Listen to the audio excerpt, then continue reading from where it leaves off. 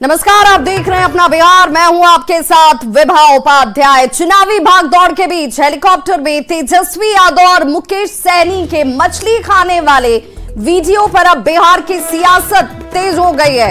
इस मामले में लगातार घिरते दिख रहे तेजस्वी यादव ने सफाई दी और सफाई देते हुए उन्होंने कहा कि बीजेपी वालों का आईक्यू टेस्ट ले रहे थे। तेजस्वी ने कहा कि इस वीडियो में तारीख लिखी गई थी भाई, लेकिन उसे अनदेखा कर बीजेपी के नेता राजनीति करने लगे।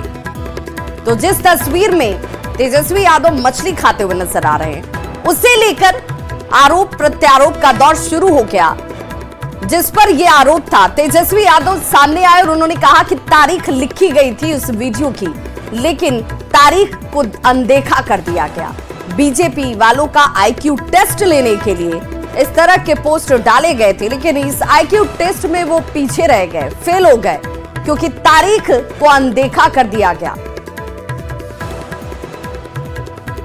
जो हमने ट्वीट डाला है उसमें साफ तौर पे डेट का जिक्र है, 8 तारीख का तारीख उसमें मेंशन है। और हमने जो आईक्यू टेस्ट जो लिया इन भाजपाइयों का, हम साबित हुए सही, है ना। तो ये लोग पढ़ते लिखते तो है नहीं, जानकारी तो है नहीं, मुद्दे की बात जो है वो करते नहीं। हम आईक्यू टेस्ट ले रहे थे इसलिए पोस्ट किया। तो देखिए, तेजस्वी यादव कह रहे हैं कि भाई आईक्यू टेस्ट लिया जा रहा था। वहीं वीआईपी प्रमुख मुकेश सहनी की तरफ से मछली खाने के विवाद पर यह कहा जाता है कि मछली खाने की ही चीज है भाई। कुछ लोगों को इसे देखकर भले मिर्ची लगी हो, मिर्ची लगे तो मिर्ची मांग लिया करें, क्योंकि उन्होंने कहा कि उसमें डेट लिखा गया था, यानी तारीख उसमें लिखी गई थी कि ये किस तारीख का वीडियो है। 8 तारीख को इस वीडियो को बनाया गया है। एक खाने का चीज है, वो खाए नहीं। पहले कहा कि कुछ लोगों को मिर्ची लगेगा, हमने उसमें कहा कि कुछ लोगों को मिर्ची लगेगा, बिल्कुल। तो कृपया करके मिर्ची लगे तो मिर्ची मांग लीजिए। मिर्ची लगे में खा रहे हो जिसको लेकर देखिए, ये आप अगर उसमें देखिएगा वीडियो परसों का ही वीडियो है, उसमें डेट भी लिखा 8 तारीख का ये है। अब उसके बाद भी विपक्ष के पास कोई बात ही नहीं ना करने का, वो उसके पास कोई एजेंडा ही नहीं है। अभी ऐसे चीज के ऊपर जनता के बीच में बात कर रहे हैं। अब बताइए, खाने पीने की चीज है, बहुत सारे लोग वेज खाते हैं, बहुत सारे लोग नॉनवेज खाते हैं, सबका अपना मन है। तो नेता प्रतिपक्ष तेजस्वी यादव और मुकेश सहनी के चुनाव प्रचार के दौरान हेलीकॉप्टर में मछली खाने का वीडियो सामने आता है और उस पर उप मुख्यमंत्री विजय सिन्हा ने तंज कसते हुए कहा कि इन्हें सनातन से कहीं कोई मतलब ही नहीं है। नवरात्र के मौके पर जहां लोग मां की आराधना करते हैं, वहां पर मछली खाते हुए वीडियो ट्वीट कर आखिर ये दिखाना क्या चाहते हैं। सावन में ये लोग मटन खाते हैं, ये लोग तुष्टीकरण की राजनीति करने वाले लोग हैं। कुछ लोग सनातन के संतान बनते हैं, लेकिन सनातन के संस्कार को अपना नहीं पाते। खान पान पर मुझे आपत्ति नहीं है, लेकिन सावन में भी मटन बना के खाना और खिलाना, आज नवरात्रा के अवसर पर आप जिस तरह से मछली खाते हुए ट्वीट करके क्या दिखाना चाहते हैं? तुष्टीकरण की राजनीति, वोट के लिए इतनी गिरावट। प्रधानमंत्री ने साफ कहे हैं कि अब संतुष्टिकरण की राजनीति होगी, सबका सम्मान, सबका साथ, सबका विकास होगा। और अब बात गिरिराज सिंह की। बेगूसराय से एनडीए के प्रत्याशी गिरिराज सिंह ने तेजस्वी यादव को मौसमी सनातनी बता दिया। गिरिराज सिंह ने कहा कि वे मुखौटा पहनकर तुष्टीकरण की राजनीति करते हैं। गिरिराज सिंह यही नहीं रुके, उन्होंने कहा कि लालू प्रसाद की पार्टी एक प्राइवेट लिमिटेड कंपनी है। तो ये तस्वीर देख लीजिए। इन तस्वीरों के बाद अब सियासत का सामने आना जरूरी भी है और इस पर अब सीधे तौर पर गिरिराज सिंह ने कहा कि ये सब कुछ जो किया जाता है उसके पीछे का मकसद है तुष्टीकरण करना, क्योंकि इसी तुष्टीकरण की राजनीति के साथ आरजेडी चलती है। तेजस्वी यादव पर जोरदार हमला करते हुए गिरिराज सिंह की तरफ से कहा जाता है कि लोग जिस सनातन धर्म की बात करते हैं वो सब कुछ चुनावी मौसम में नजर आता है, इसीलिए ये मौसमी राजनीति करने वाले लोग हैं सनातन को लेकर। वहीं गिरिराज सिंह के तेजस्वी यादव को मौसमी सनातनी बताने पर आरजेडी के प्रवक्ता एजाज अहमद ने पलटवार किया और कहा कि देश जानता है, देश के लोग जानते हैं कि गिरिराज सिंह किस तरह की राजनीति करते हैं। देश जानता है कि आप किस तरह की राजनीति करते हैं। धर्म के नाम पर आप सिर्फ भ्रम फैलाते हैं। आप जनता और जनता के हितों के लिए, जनता के सवालों पर और बेगूसराय के विकास के प्रति कभी भी सजग नहीं रहे और न ही आपकी राजनीति जनता और जनता के हितों के लिए रही है। और आज बिहार आ रहे हैं केंद्रीय गृह मंत्री अमित शाह। जी हां, गया के गुरारू में अमित शाह की ये चुनावी जनसभा होने वाली है। वक्त है शाम के 3 बजे अमित शाह गुरारू पहुंचेंगे और गया एयरपोर्ट से सीधे गुरारू पहुंचकर अमित शाह की तरफ से जनसभा की जाएगी। गुरारू के सर्वोदय विद्या मंदिर परिसर में चुनावी सभा, जहां पर अमित शाह की मौजूदगी आपको दोपहर 3 बजे नजर आएगी। आगमन को लेकर इस पूरे इलाके की बात करें तो सुरक्षा व्यवस्था को चाक चौबंद कर दिया गया है। औरंगाबाद लोकसभा में गया का ये गुरारू प्रखंड, जहां पर अमित शाह की ये चुनावी रैली होने वाली है और एनडीए प्रत्याशी के पक्ष में चुनाव प्रचार करते नजर आएंगे अमित शाह। औरंगाबाद से सुशील कुमार सिंह एनडीए की तरफ से चुनावी मैदान में हैं प्रत्याशी के तौर पर। गया से जीतन राम मांझी एनडीए प्रत्याशी हैं। और आपको ये बताते चलें कि पहले चरण में जिन 4 लोकसभा सीटों पर चुनाव होने वाले हैं 19 अप्रैल को औरंगाबाद और गया उसमें से 2 सीटें हैं जहां पर ये चुनावी सभा काफी असर डालेगी। गया से जीतन राम मांझी के लिए ये चुनावी सभा और सीधे तौर पर औरंगाबाद से सुशील कुमार सिंह के लिए ये चुनावी सभा बहुत महत्वपूर्ण हो जाती है। तस्वीरें देख लीजिए इस वक्त आपके सामने और इनके सामने अभय कुशवाहा सुशील कुमार सिंह के सामने प्रतिद्वंदी के तौर पर आरजेडी की तरफ से। और आज अमित शाह दोपहर के 3 बजे जो है इसी गुरारू में जनसभा को संबोधित करते नजर आएंगे।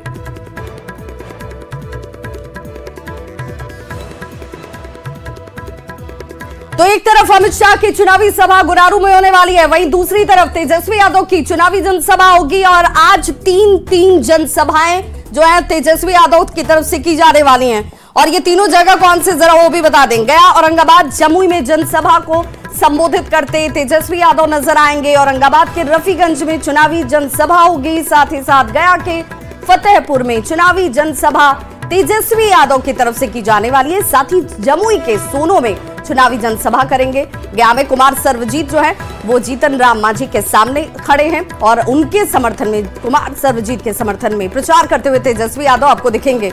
अगर औरंगाबाद की बात करें तो अभय कुशवाहा के समर्थन में तेजस्वी की तरफ से ये प्रचार होने वाली है। और जमुई में अर्चना रविदास के सामने प्रचार करते, उनके लिए जन समर्थन की अपील करते नजर आएंगे तेजस्वी यादव। तो देखिए, गया जो सुरक्षित सीट भी है और गया में दिलचस्प मुकाबला भी, एक हॉट सीट। गया में गरमाती हुई इस वक्त सियासत नजर आती है क्योंकि एक और गृह मंत्री अमित शाह की तरफ से चुनावी सभा यहां पर होने वाली है तो दूसरी तरफ बिहार के जो नेता प्रतिपक्ष हैं तेजस्वी यादव, उनकी भी सभा होगी। 2 तस्वीरें आपके सामने इस वक्त टीवी स्क्रीन पर भी हैं। गया के गुरारू में जहां पर अमित शाह की सभा दोपहर 3 बजे से शुरू होगी और यही वक्त बताया जा रहा है जब अमित शाह पहुंचेंगे। वहीं दूसरी तस्वीर आपको तेजस्वी यादव नजर आ रहे होंगे जो गया के फतेहपुर में जनसभा करने वाले हैं। चुनाव प्रचार किसका असरदार रहता है ये तो चुनाव परिणाम बताएगा। ये देखना अपने आप में बेहद दिलचस्प होने वाला है क्योंकि बड़े बड़े दावे दोनों ही तरफ से किए जा रहे हैं। दोनों ही नेताओं के लिए बड़ी तैयारियां जो हैं वो पार्टी की तरफ से, कार्यकर्ताओं की तरफ से यहां जरूर की गई हैं।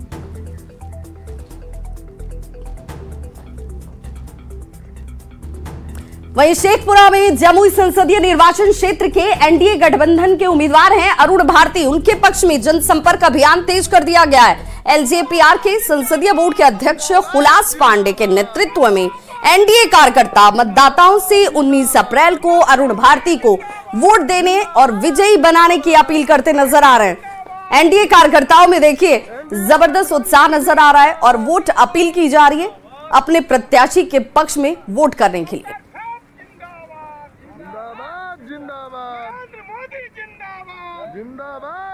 और चलिए अब सीतामढ़ी की तस्वीर दिखा दें। लोकसभा चुनाव को लेकर राजनीति सीतामढ़ी में भी जबरदस्त गरमाई हुई नजर आती है। सभी प्रत्याशी जो हैं अपना चुनाव प्रचार करने में लगे हुए हैं। जेडीयू प्रत्याशी देवेश चंद्र ठाकुर भी लगातार जनसंपर्क अभियान चला रहे हैं। लोगों तक पहुंचकर उनसे उनके मुद्दों को जानकर उसके निदान के दावे किए जा रहे हैं। जगह जगह जनसभा का आयोजन कर देवेश चंद्र ठाकुर लोगों से वोट देने की अपील करते दिख रहे हैं। इसी कड़ी में देवेश चंद्र ठाकुर ने यह भी कहा कि सीतामढ़ी से जीत दर्ज करने के बाद वो माता सीता के विशाल मंदिर का निर्माण यहां करवाएंगे।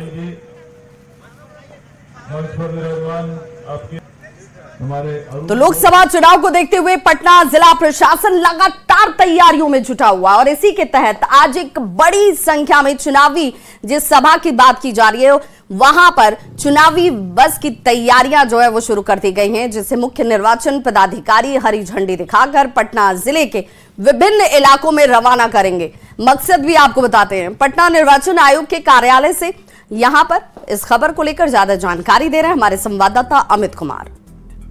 लोकतंत्र के महापर्व लोकसभा चुनाव जो है उसको लेकर के निर्वाचन आयोग भी लगातार जो है तरह तरह से काम कर रहा है कि अधिक से अधिक जो है वोट प्रतिशत बढ़े, लोग निर्भीक होकर के अपना मतदान करने आए बूथों पे। और यहाँ पे देख सकते हैं कि लोगों में जो जागरूकताएं हैं वो और बढ़ाने को लेकर के यहाँ पे इलेक्शन कमीशन से जो है वो आज बसों को रवाना किया जा रहा है। बड़ी संख्या में जो है वो बसें रवाना हो रही है और ये देखिए यहाँ पे ये कार्यक्रम जो है उसको लेकर के तैयारियाँ चल रही है। और ये देखिए ये बस जो है वो अलग अलग जो लोकसभा क्षेत्र हैं वहाँ पे ये बसें जाएंगी और लोगों को अवेयर करेगी। जो चुनाव से जुड़े हुए जो पदाधिकारी हैं, पीठासीन पदाधिकारी हैं, वो लोगों को बताएंगे कि आप चुनाव कैसे निर्भीक होकर के कर सकते हैं और चुनाव को लेकर के क्या निर्देश चुनाव आयोग की तरफ से जारी किए गए हैं, वो तमाम जानकारियां जो हैं वो यहाँ पे दी जाएगी। यहाँ पे देख सकते हैं कि बसों में भी जो है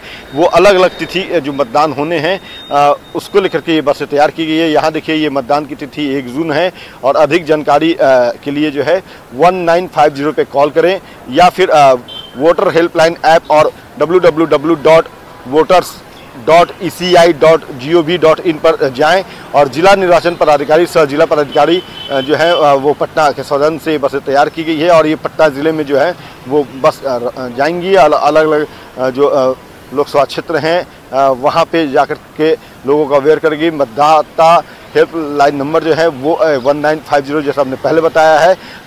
चुनाव का पर्व जो है वो यहाँ पे देखिए बताया गया है और सजग सहभागी समावेशी चुनाव जो है मुख्य निर्वाचन पदाधिकारी बिहार की तरफ से ये योजना जो है वो तैयार की गई थी और उसे इम्प्लीमेंट में कराया जा रहा है। दान का महापर्व बिहार है तैयार, कोई मतदाता ना छूटे, ये प्रण जो है वो निर्वाचन आयोग का है और उसी के तहत जो है ये बसें तैयार की गई है। लोगों को अवेयर करने को लेकर के ये बसें बनाई गई है और आज से ये बसें जो है वो पटना के अलग अलग जो इलाके हैं वहाँ पे जाएगी। न्यूज़ 18 भी आप तमाम वोटरों से अपील करता है कि आप मतदान के दिन सारे काम को छोड़ करके सबसे पहला काम जो है वो यही कीजिए कि लोकतंत्र ने जो आपको अधिकार दिया है मतदान का उसका इस्तेमाल कीजिए। पहले मतदान फिर जलपान कीजिए या दूसरे काम कीजिए। अमित कुमार, न्यूज़ 18 पटना। और देखिए बिहार में मौसम का मिजाज जो है एक बार फिर से बदल के आया है। लोगों को अब चिलचिलाती धूप से थोड़ी राहत जरूर मिल गई है। मौसम विभाग के मुताबिक अगले 4 दिनों तक आसमान में बादल छाए रहने वाले हैं। कई इलाकों में बारिश की भी संभावना जाहिर की गई है। मौसम विभाग से ज्यादा जानकारी दे रहे हैं संवाददाता अमित कुमार। बिहार में अगले 4 दिनों तक मौसम सुहाना बना रहेगा। मौसम विभाग के जानकारों के मुताबिक पश्चिम बंगाल और सिक्किम के ऊपर जो है कम दबाव होने के कारण बिहार में बारिश की संभावनाएं जो है वो बनी है और देख सकते हैं कि मौसम का मिजाज जो है वो बदला हुआ नजर आ रहा है। जहां कड़ाके की धूप जो है वो नजर आती थी वो आज जो है वो यहाँ पे बादल छाए हुए हैं और लोग जो हैं वो कहीं ना कहीं चिलचिलाती धूप से लोगों को निजात मिला है। लगातार पिछले कुछ दिनों से अगर हम बात करें तो चिलचिलाती धूप जो है वो लोगों को परेशान कर रखी थी, लेकिन आज जो है वो मौसम सुहाना है और इसके कारण जो है वो कहीं ना कहीं लोगों ने राहत की सांस ली है। और मौसम विभाग के जो जानकार हैं वो बताए हैं, उनके मुताबिक जो बातें कही गई है कि पश्चिम बंगाल और सिक्किम के ऊपर जो है वो कम दबाव बन रहा है। इसके कारण से बिहार के खास तौर पे दक्षिण पश्चिमी छोर पे जो है वो हल्की बारिश की संभावनाएँ बनी हैं और अगले 4 दिनों तक इसी तरह से मौसम जो है वो खुशमिजाज बना रहेगा। लोग जो हैं वो चिलचिलाती धूप से लोगों को राहत मिलती रहेगी और कहीं न कहीं कह सकते हैं कि हल्की बारिश जो होगी उसके कारण लोग जो है वो चिलचिलाती धूप और उमस भरी गर्मी से राहत भरी सांस जो है वो अगले 4 दिनों तक लेंगे। अमित कुमार, न्यूज़ 18 पटना। और बड़ी खबर इस वक्त राजधानी पटना से आ रही है, जहां पर युवक की गोली मारकर हत्या कर दी गई है। काली मंदिर के पास इस युवक को गोली मारी गई। घटना के बाद इलाके में अफरा तफरी मच गई। पुलिस इस पूरे मामले को लेकर जांच में जुट गई है। बुद्धा कॉलोनी थाना क्षेत्र की यह घटना, जहां पर युवक को निशाना बनाया गया। काली मंदिर के पास युवक को गोली मारकर अपराधी फरार हो गए। हालांकि इसके पीछे की वजह क्या है, इसे लेकर पुलिस अब अपनी तफ्तीश में जुट गई है।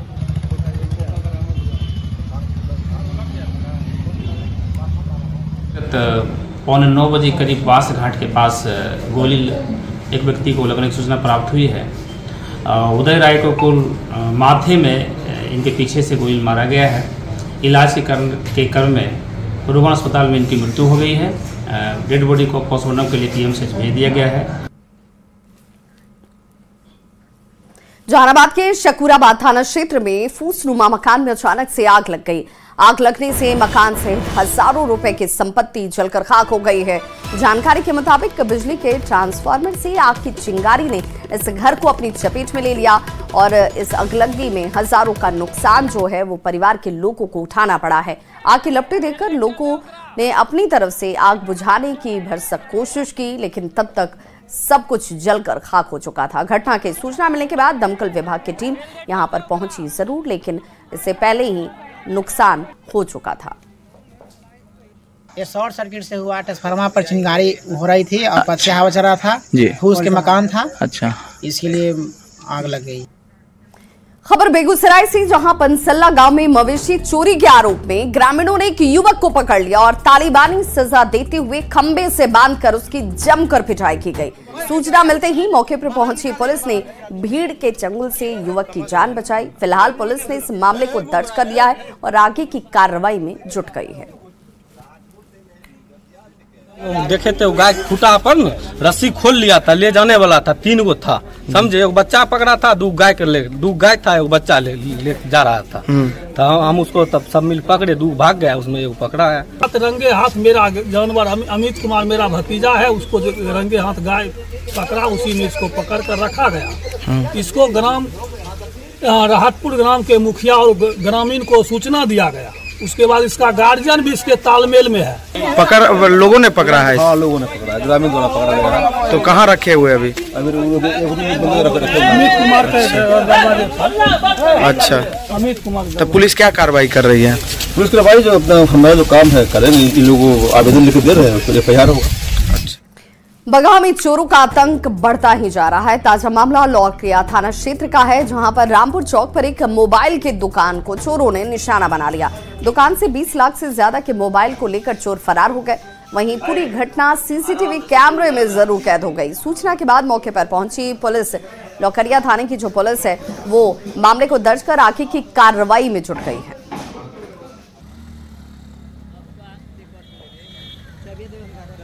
रिकॉर्डिंग हो जाएगा, दीजिए, कंटिन्यू कीजिए, चलाते रहिए, देखते रहिए, कोई दूसरा आ रहा है। तो फिलहाल यहाँ पर एक छोटे से अंतराल के लिए रुक रहे हैं, लेकिन खबरों का सिलसिला लगातार जारी है। आप बने रहिए हमारे साथ।